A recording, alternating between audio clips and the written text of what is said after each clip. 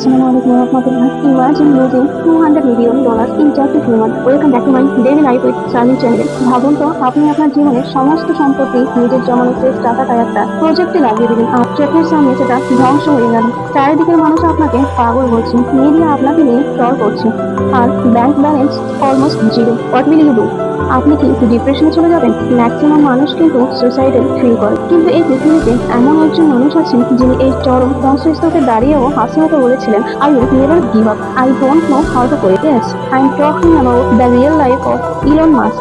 আজকের ভিডিওতে আমরা জানবো তার জীবনের সেই ডার্ক ফেজ যখন সে দেউলিয়া হওয়ার পথে ছিল, কিন্তু তার রিস্ক নেওয়ার মেন্টালিটি তাকে আজ পৃথিবীর অন্যতম সেরা ধনী বানিয়েছে। যদি আপনি কোনো ব্যবসায় লস খেয়েছেন, কোনো স্টার্ট অ্যাপ বা ক্যারিয়ার নিয়ে রিস্ক নিতে ভয় পাচ্ছেন, then this video is a real motivation booster for you. চলুন হিস্ট্রিতে মূল অংশে যাওয়া যাক। আজ আমরা ইলন মাস্কের $1 বিলিয়ন লাইফ স্টাইল দেখি, কিন্তু তার ছোটবেলাটা ছিল একটা লিভিং নাইট মেয়ার। সাউথ আফ্রিকায় জন্ম নেওয়া ওই ছেলেটি স্কুলে প্রচন্ড বুলিং হতো। স্কুলে তাকে নিয়ে হাসি ঠাট্টা করতো, মজা করতো। একবার তো তার স্কুলের সহপাঠীরা তাকে সিঁড়ি থেকে ধাক্কা দিয়ে ফেলে দেয়, যার কারণে সে জ্ঞান হারিয়ে ফেলে এবং নাকে ইনজুর্ড হয়, যার কারণে তাকে মেজর সার্জারি করতে হয়েছিল। সে একা থাকতো এবং ঘন্টার পর ঘন্টা বই পড়তো, কিন্তু সে তার এই একাকিত্বকে তার উইকনেস বানায়নি, বরং সেটাকে বানিয়েছে তার পাওয়ার। 24 বছর বয়সে সে তার প্রথম কোম্পানি ক্রিপ্টো শুরু করেন। তার ঘুমানোর জায়গাটুকু ছিল না, সে অফিসের সোফাতেই ঘুমাতো এবং কন্টিনিউয়াসলি কোডিং করতো। He had no one to back him up, but he had a mission. Elon Musk যখন পেপাল বিক্রি করে $180 মিলিয়ন পেলেন, তখন সে চাইলে বিলাসবহুল জীবন কাটাতে পারতো, এনজয় করতে পারতো, ইয়াজ করতে পারতো, কিন্তু সে তা করেনি। সে কি করলো জানেন? সে $100 মিলিয়ন লাগালো তার স্পেস এক্সে, আর 70 মিলিয়ন লাগালো টেসলাতে, আর বাকি 10 মিলিয়ন সোলার সিটিতে। She invested every single penny. তার কাছে কোনো টাকা রাখলো না, সে পুরো ইনভেস্টে লাগিয়ে দিল। এরপর আসলো 2008 সাল। স্পেস এক্সের প্রথম রকেট ব্লাস্ট হলো, দ্বিতীয় রকেটটাও কিন্তু ব্লাস্ট হলো, তৃতীয় রকেটটাও কিন্তু মাঝ আকাশে গিয়ে ফেটে গেল। এদিকে টেসলা গাড়ি প্রোডাকশনে হিউজ লস খাচ্ছিল। ইলন মাস্কের কাছে আর মাত্র একটা রকেট লঞ্চ করার টাকা ছিল। চতুর্থ রকেটটাও যদি ফেল হতো তবে স্পেসে চিরতরে বন্ধ হয়ে যেত। ইলন মাস্ক রাস্তায় বসে যেত। মিডিয়া তাকে পাগল বলেছিল, বন্ধুরা তাকে এই প্রজেক্ট বন্ধ করতে বলেছিল। That was the ultimate test of mental toughness. September 28, 2008 সালে ফ্যালকন অন রকেটটি চতুর্থবারের মতো লঞ্চ প্যাডে দাঁড়ানো। পুরো পৃথিবীর চোখ ছিল ইলন মাস্কের ওপর। রকেটটি উড়াল এবং সাকসেসফুলি কক্ষপথে পৌঁছে গেল। That one success change everything. NASA তাকে $1.5 বিলিয়ন কন্ট্রাক্ট দিয়েছিল। টেসলাতে নতুন ইনভেস্টর আসলো, যে মানুষটাকে সবাই দেউলিয়া বলেছিল। সে আর স্পেস ট্রাভেল এবং ইলেকট্রিক কার ইন্ডাস্ট্রি কিং, যাকে রাজা বলা হয়। কেন জানেন? কারণ যখন আপনার পেট দেয়ালে ঠেকে যাবে, তখন ভয় পেয়ে পিছিয়ে যাওয়া কাপুরুষের কাজ। ইলন মাস্ক আমাদের শিখিয়েছে, যদি আপনার আইডিয়া বা ভিশনের ওপর আপনার 100% বিশ্বাস থাকে, তবে নিজের শেষ রক্তবিন্দু দিয়ে হলেও লড়াইটা করে যাওয়া উচিত। সো ইলন মাস্কের জীবন থেকে আমাদের কি শেখার আছে জানেন? রিস্ক নিতে ভয় পাওয়া যাবে না। Don't be afraid of taking risk. লাইফে ফেলিওর আসবে, ফেলিওর সাকসেসের রাস্তা হিসেবে অ্যাকসেপ্ট করুন।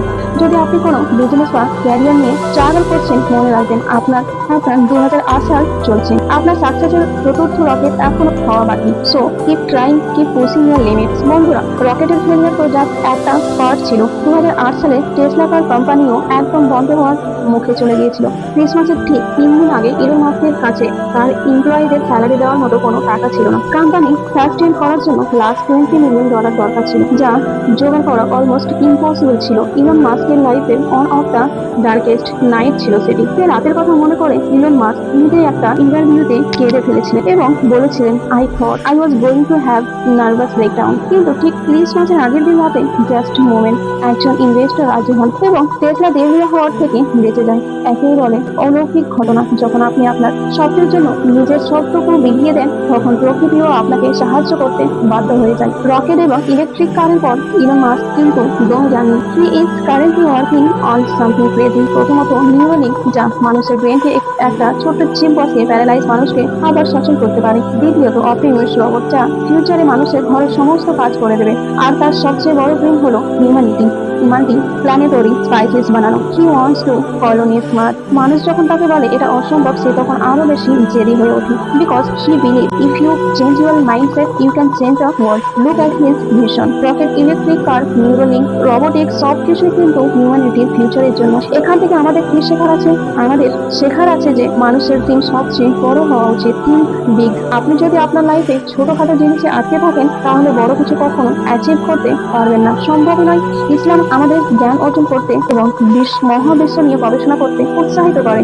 আল্লাহ আমাদের যে মেধা দিয়েছেন তার সঠিক ব্যবহার করাই আমাদের দায়িত্ব। সো নিজের কমফোর্ট জোন থেকে বের হয়ে আসুন। Don't be afraid of failure. বড় স্বপ্ন দেখুন, হার্ড ওয়ার্ক করুন আর নিজের উপর বিশ্বাস রাখুন। You are capable of doing crazy things. Work hard, stay focused and let's build a better future. সবাই ভাবে ইলন মাস্ক একজন জিনিয়াস, তাই সে এগুলো করতে পেরেছে।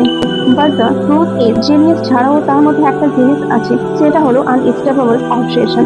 যখন সে কোনো গোল সেট করে তখন পেছনে ফেরার কোনো রাস্তা রাখে না। আপনি আপনার লাইফে কতটা অবসেসড, নিজের ক্যারিয়ার নিয়ে, নিজের স্কিল নিয়ে আপনার ডেডিকেশন কতটুকু? যদি আপনার উত্তর হয় অল্প একটু, তাহলে রেজাল্টও অল্প একটুই আসবে। আপনাকে আপনার ফুল পটেনশিয়াল আনলক করতে হবে। অনেকে শুধু বড় বড় প্ল্যান করে, ডায়েরিতে লিখে রাখে, কিন্তু কখনো অ্যাকশন নেওয়া তাদের মধ্যে হয় না। তারা অ্যাকশন নিতে জানে না, নেয় না। Remember, an idea execution is just a hallucination. কোনো আইডিয়ার দাম নেই যদি না আপনি সেটা নিয়ে মাঠে নামেন। সমাজ আপনাকে জাজ করবে, মানুষ আপনাকে নিয়ে হাসাহাসি করবে, সেটা তাদের প্রবলেম, আপনার নয়। ইসলাম আমাদের নিয়তের পাশাপাশি কর্ম বা প্রচেষ্টার উপর জোর দিতে বলেছে। আপনি আজ যে বীজ রোপণ করবেন, ভবিষ্যতে তারই ফল খাবেন। So stop taking and start doing. ভবিষ্যৎ তারই যারা আজ কষ্ট করতে রাজি আছে। সময় নষ্ট করার মতো ন্যাচারি আপনার কাছে নেই। ক্রিয়েটরের দেওয়া ওই লাইফ আর ব্রেনকে পজিটিভ কাজে লাগান। এমন কিছু করে দেখান যাতে আপনার ফ্যামিলি প্রাউড ফিল করে। Don't just exist, make an impact. Keep dreaming, keep praying, and never settle for less. This is your time. Go catch your dream. Goodbye everyone. Assalamualaikum warahmatullah. See you in the next video. If you like this video, please like, comment and subscribe my channel. Bye bye.